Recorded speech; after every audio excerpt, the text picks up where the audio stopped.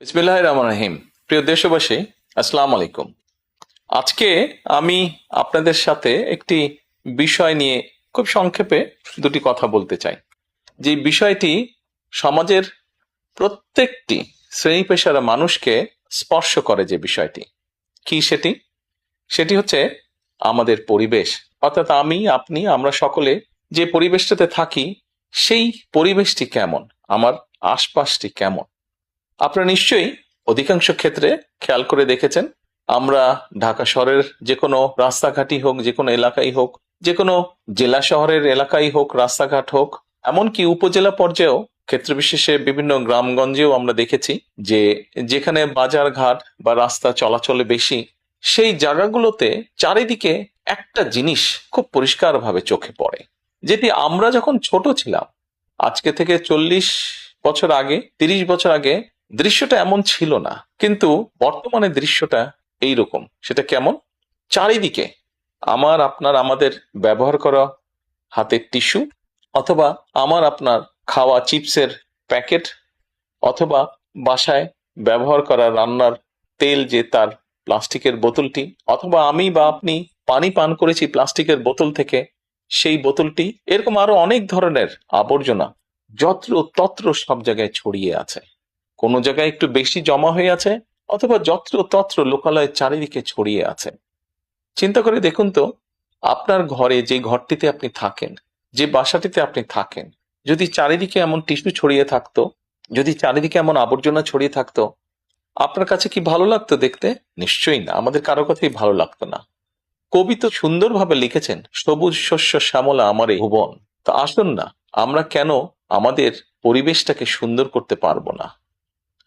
বাংলাদেশের অধিকাংশ মানুষই পায়ে হেঁটে চলে, অথবা রিকশায় যায়, অথবা বাসে চলাচল করে। এই মানুষগুলো যখন রাস্তা পার হয়, বিভিন্ন জায়গায় যখন আবর্জনা জমে থাকে, ময়লা থাকে, এই মানুষগুলোর কিন্তু অনেক কষ্ট হয়, বিভিন্ন জায়গায় অনেক দুর্গন্ধ হয় এই আবর্জনা জমে থাকে।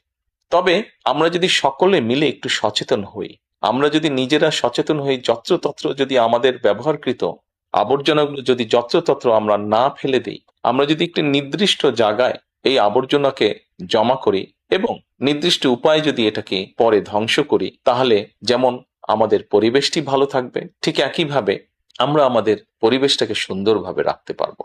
দেখুন, অনেক জায়গায় আমি দেখেছি, গত কয়েক মাসে যখন আমি দেশের বিভিন্ন জায়গায় গিয়েছি, হয়তো কোনো একটি পুকুরের পাশ দিয়ে যাচ্ছি, দেখেছি পুকুরের ভিতরে বিভিন্ন রকম ময়লা স্তূপ হয়ে পড়ে আছে, অথবা পুকুর পাড়ে বিভিন্ন ময়লা স্তূপ হয়ে পড়ে আছে। অথচ একসময় কিন্তু এই পুকুর পাড়ে এই মানুষ বিকেলে বসতো, গল্প করত পরিবার পরিজন নিয়ে, কিন্তু এখন আবর্জনার জন্য সেটি সম্ভব হয় না। ঢাকা শহরেও বিভিন্ন পার্ক আছে, বিভিন্ন জেলা শহরেও বিভিন্ন পার্ক আছে। আমরা পার্কগুলোতে যাচ্ছি বিকেল বেলায় পরিবার পরিজনকে সাথে নিয়ে, কিন্তু গিয়ে যখন আমরা চিনেবাদাম খাচ্ছি, অথবা চিপস খাচ্ছি, অথবা বাচ্চারা লজেন্স খাচ্ছে, খেয়েই আমরা জিনিসটা সেখানে ফেলে দিচ্ছি। আমরা যখন যাই তখন হয়তো যারা পরিচ্ছন্ন কর্মী তারা হয়তো পরিষ্কার করে রাখছে, কিন্তু আমরা যখন বেরিয়ে আসছি তখন আর সেটি আগের মতন পরিষ্কার থাকছে না।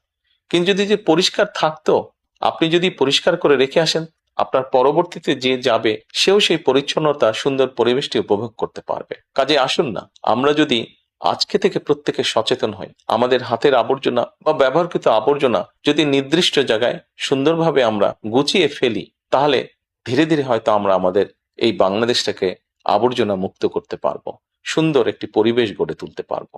দেশটা তো আমাদের সকলের। আমরা সকলে মিলে যদি চেষ্টা করি, সকলে মিলে যদি একটু একটু করে করি, তাহলে আমরা বড় কিছু করতে সক্ষম হব। প্রিয় দেশবাসী, আপনাদের কাছে আজকে এই সহযোগিতাটা আমি চাইছি। আমরা সকলে মিলে আসুন, চেষ্টা করি আমাদের দেশটিকে পরিষ্কার সুন্দর রাখতে। আমরা সকলে মিলে চেষ্টা করি আমাদের পরিবেশটিকে সুন্দর পরিষ্কার রাখতে, যা নিশ্চিত করবে আমাদের আগামী দিনের বংশধরদের জন্য একটি সুস্থ দেশ, সুস্থ পরিবেশ। সকলকে আন্তরিক ধন্যবাদ। আসসালামু আলাইকুম।